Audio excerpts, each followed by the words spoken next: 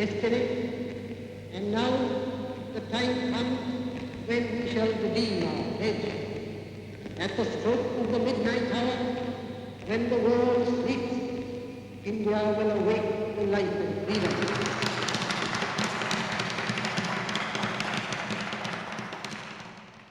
63 years ago, a country was vivisected into two nations along religious lines. It resulted in an outburst of violence that will remain etched forever in the collective memory of the two nations. O soother of the stricken, arise and see your Punjab. Corpses are everywhere, the blood is flowing in Chenab. Someone put poison in the waters of 5 rivers. The rivers in turn kept feeding the fields everywhere. Where once they heard love songs, the flute is now mute. The art of playing flute for Ranja's brothers is lost. Rains of blood came. The blood seeped from graves. The princesses of love cried loud from graves. There was cross-migration of 14 million people, the biggest migration in history till date. At least 1 million were reported dead, and hundreds of thousands have never been traced. Mahatma Gandhi, as you know, did not celebrate independence on 15th August. He was quietly sitting by himself in the Beleghata locality in Kolkata, mourning the division. A cultural tapestry woven over millennia was rudely torn apart.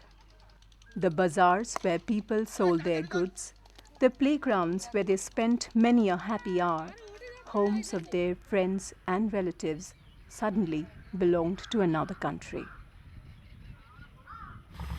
Railway tracks that connected people lay barren and unused. Roads between vibrant cities were abruptly abandoned. The other side of the river became forbidden territory. Was this division inevitable? Could it not be avoided? Who was responsible for partition?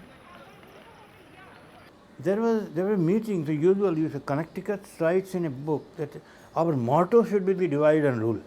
We should make the Muslims fight against the Hindus and Hindus against the Muslims. Unless we do that, we will not be able to succeed in maintaining this big empire.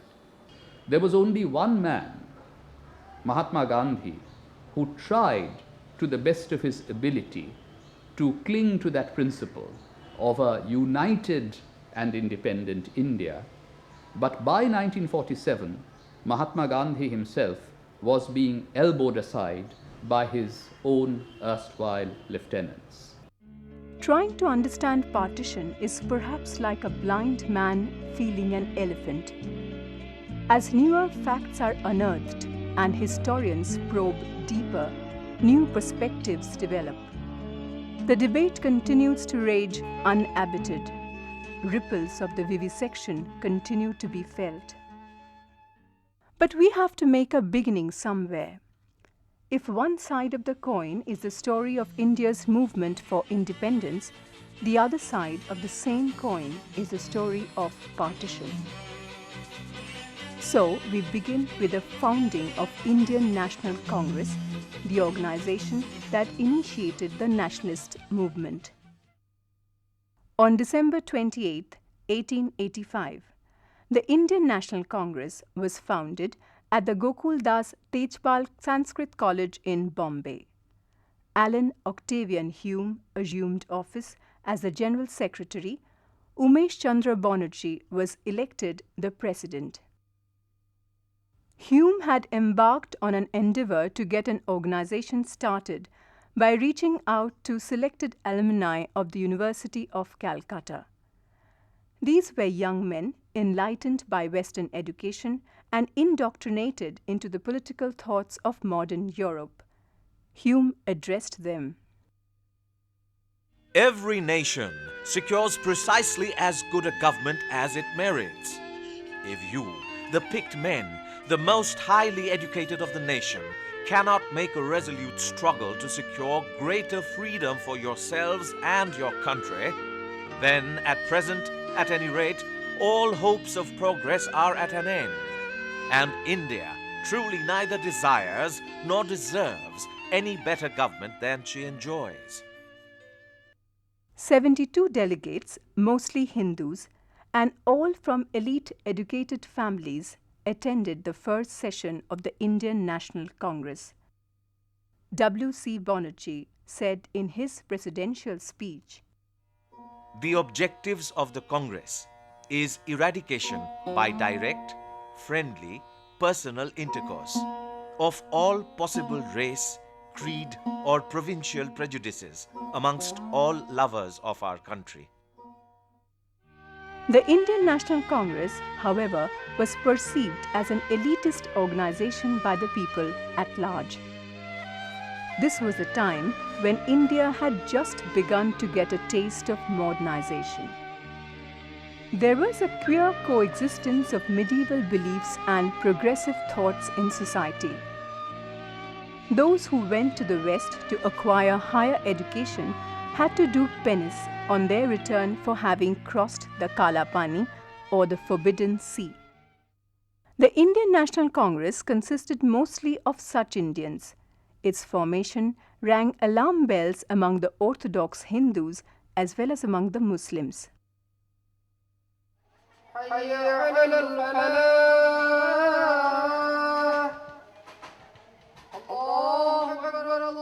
Muslims in India had been slow to take to English education, and this set them apart from those who were active in the Congress.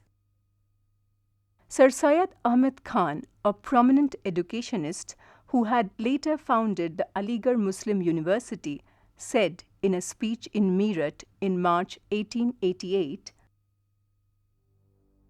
3 years ago, they founded a very big assembly, which holds its sittings in various places. They have given it the name National Congress. We and our nation gave no thought to the matter. Our Mohammedan nation has hitherto sat silent. It was quite indifferent as to what the Babus of Bengal, the Hindus of these provinces, and the English and Eurasians might be doing. But they have now been wrongly tampering with our nation.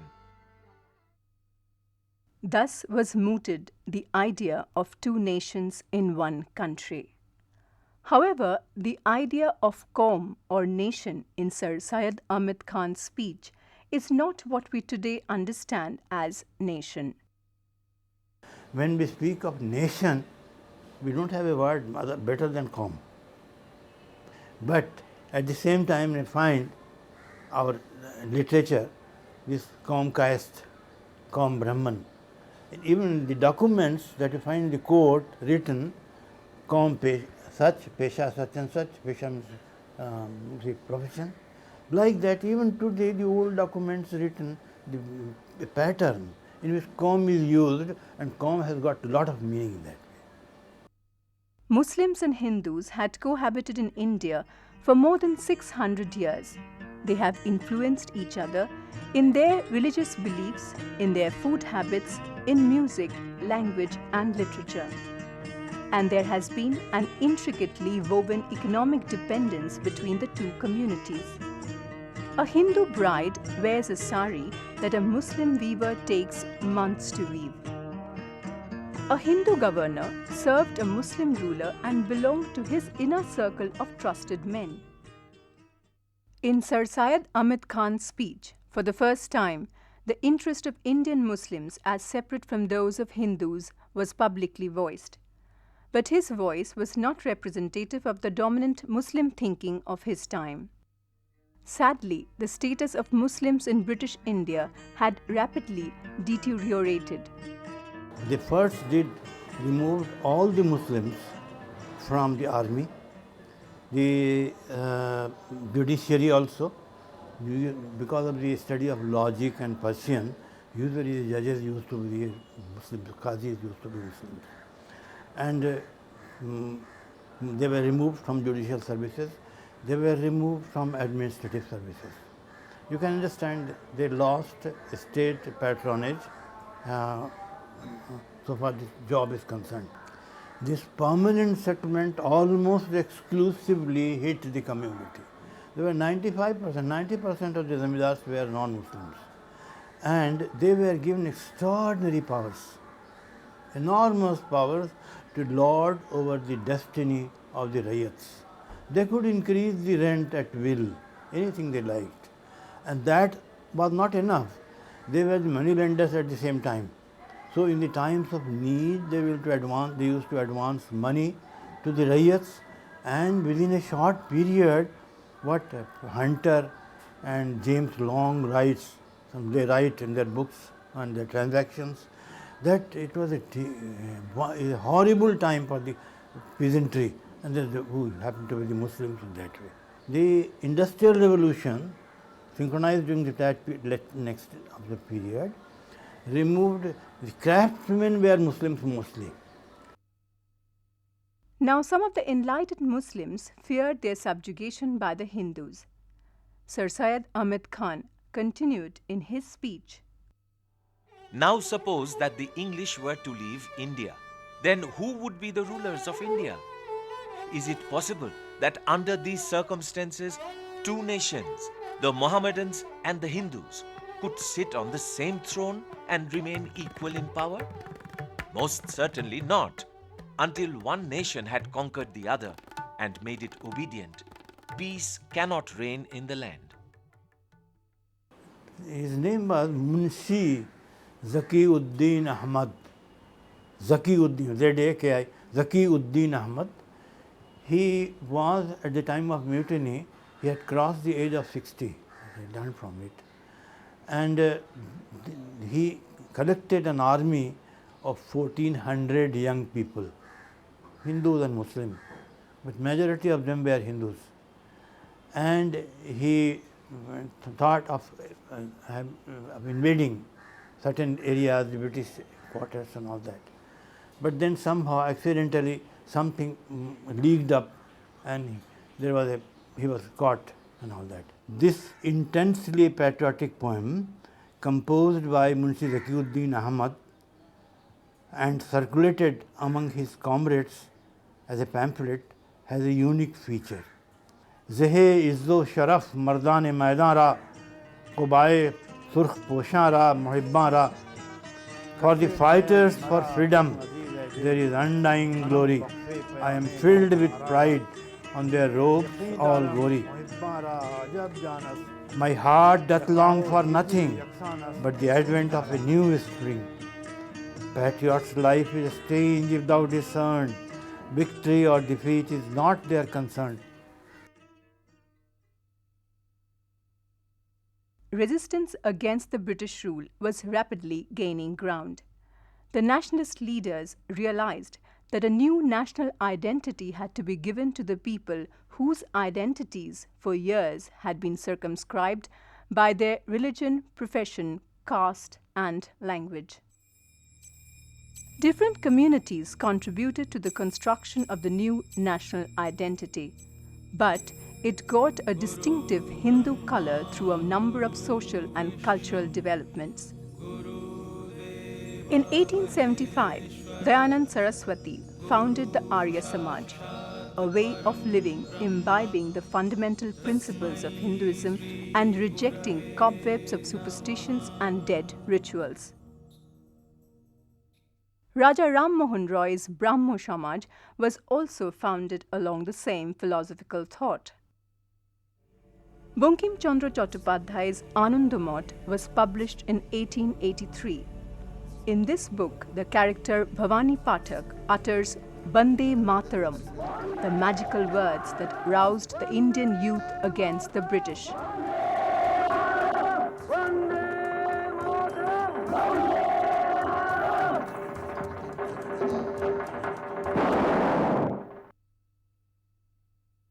In 1893, Vivekananda mesmerized his audience at the Parliament of Religions in Chicago. Sisters and brothers of America, I am proud to belong to a religion which has taught the world both tolerance and universal acceptance. I am proud to belong to a nation which has sheltered the persecuted and the refugees of all religions and all nations of the earth. In 1894, Bal Gangadhar Tilak initiated public celebration of the Ganpati festival in Maharashtra. In 1904, Sri Aurobindo celebrated Kali Puja. The nation was imagined as a mother, Bharat Mata.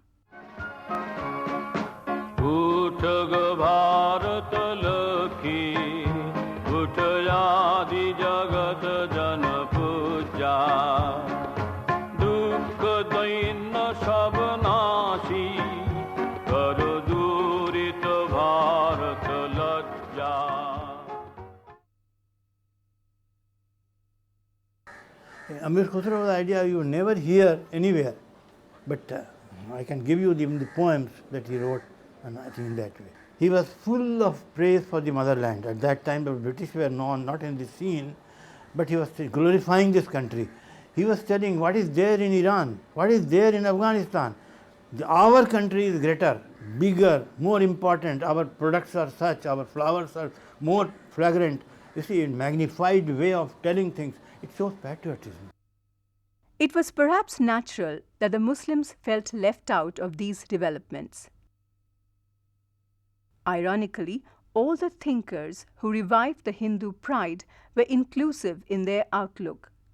Vivekananda had concluded his Chicago speech. I fervently hope that the bell that tolled this morning in honor of this convention may be the death knell of all fanaticism, of all persecutions with the sword or with the pen, and of all uncharitable feelings between persons wending their way to the same goal.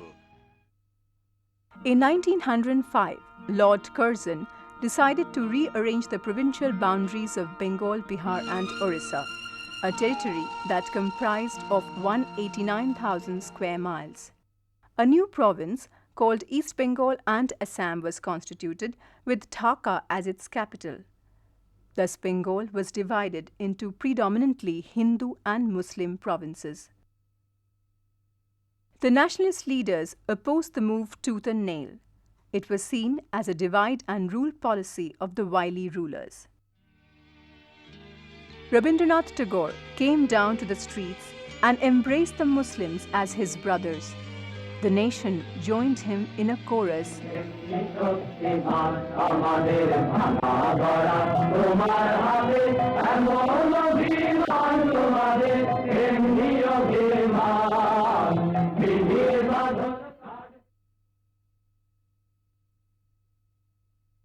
The British took advantage of the Hindu dominance of the Swadeshi movement.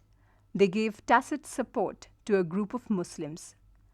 In October 1906, 35 Muslims had met the Viceroy, Lord Minto, in Shimla. They appealed to the British government for assistance against the unsympathetic Hindu majority.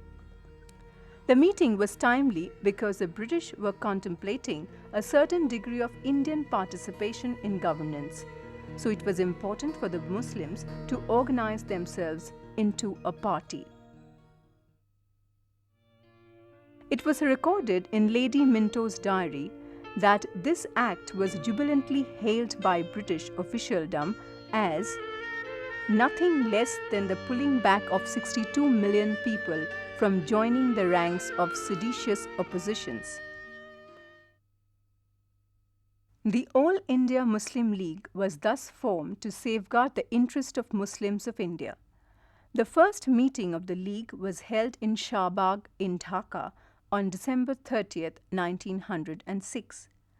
58 delegates from all over the country attended the meeting. Mustaq Hussain was elected the first president.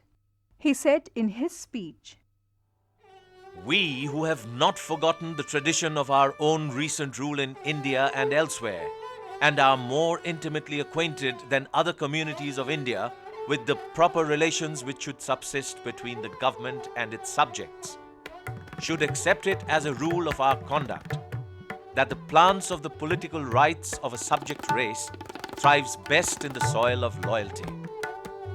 The Muslims should prove themselves loyal to their government before they can ask for a recognition of any of their rights. An appeal to the Muslims of India to be loyal to the British Crown. The Muslim League supported the partition of Bengal and opposed the boycott of foreign goods. Mushtaq Hussain continued in his inaugural speech. I must confess, gentlemen, that we shall not be loyal to this government for any unselfish reasons, but that it is through regard for our own lives and property, our own honor and religion, that we are impelled to be faithful to the government. Bengal was reunited 6 years later when George V was coronated to the British throne and came to India in 1911. In 1920, under Gandhiji's inspiration, the Indian National Congress passed the resolution of non-violent non-cooperation with the British government. It received overwhelming support from the masses. The nationalist movement was turned into a revolutionary movement. The Congress gained wide popular support.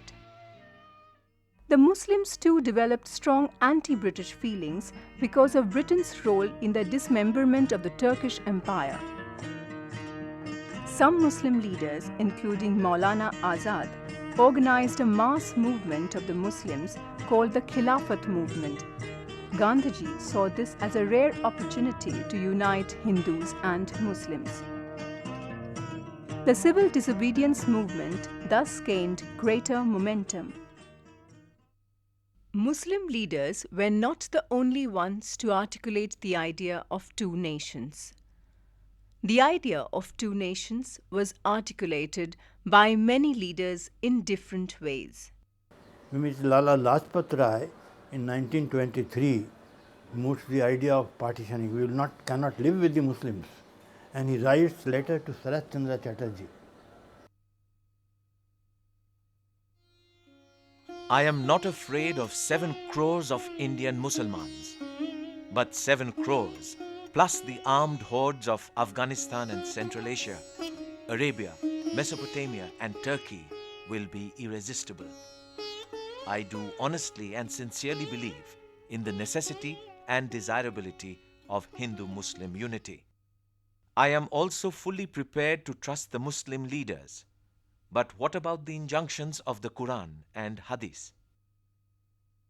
The suggestion is that the Punjab should be partitioned into 2 provinces, the Western Punjab with large Muslim majority to be Muslim-governed province, and the Eastern Punjab with a large Hindu-Sikh majority to be non-Muslim governed province. What is a nation? Muhammad Iqbal has defined a nation with a poetic touch. Man is enslaved neither by his race, nor by his religion, nor by the course of rivers, nor by the direction of mountain ranges. A great aggregation of men, sane of mind and warm of heart, creates a moral consciousness, which is called a nation. Rabindranath Tagore envisioned a nation enriched by the confluence of many streams of thought. Come, ye Aryan, come, non-Aryan, come, Hindu and Musalman. Welcome to the Englishman. Welcome to all Christians. Come to our mother's coronation. Your presence will fill the chalice. Your touch will enable a holy union. All humanity will congregate by the seas of our great nation. So did Muhammad Iqbal, and yet he observed, It is, however, painful to observe that our attempts to discover such a principle of internal harmony have so far failed. Perhaps we are unwilling to recognize that each group has a right to free development according to its own cultural traditions. If the principle that the Indian Muslim is entitled to full and free development on the lines of his own culture and tradition in his own Indian homelands is recognized as the basis of a permanent communal settlement, he will be ready to stake his all for the freedom of India.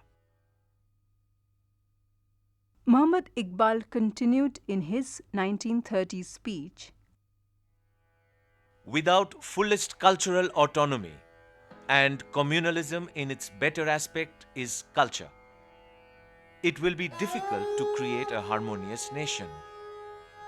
Communalism in its highest aspect is indispensable for the formation of a harmonious whole in a country like India. The Muslim demand for the creation of Muslim India within India is, therefore, perfectly justified. I would like to see the Punjab, northwest frontier provinces, Sindh and Baluchistan amalgamated into a single state. Self-government within or without the British Empire, the formation of a northwest Indian Muslim state appears to be the final destiny of the Muslims, at least of northwest India. Thus, the geographical contours of Muslim state were articulated for the first time. Muhammad Iqbal's idea was taken to its logical conclusion in a pamphlet published from Cambridge in 1932, called Now or Never, Are We to Live or Perish Forever? The author was Chaudhry Rahmat Ali, a 35-year-old student who claimed to be the founder of Pakistan National Movement. The name Pakistan was thus coined, but it took some more years to gain currency. All of the senior leaders of the Muslim League had dismissed it as a student scheme that was chimerical and impracticable. And many of the top leaders of the Muslim League held much the same view, even in the early 1940s. But the word Pakistan did not get snuffed out from the collective consciousness of the people. And there was a moment when Jinnah himself said that the name Pakistan has been foisted on us by the Hindu press. The idea of Pakistan drew nourishment from the power-hungry factions and struck deeper roots with the passing years.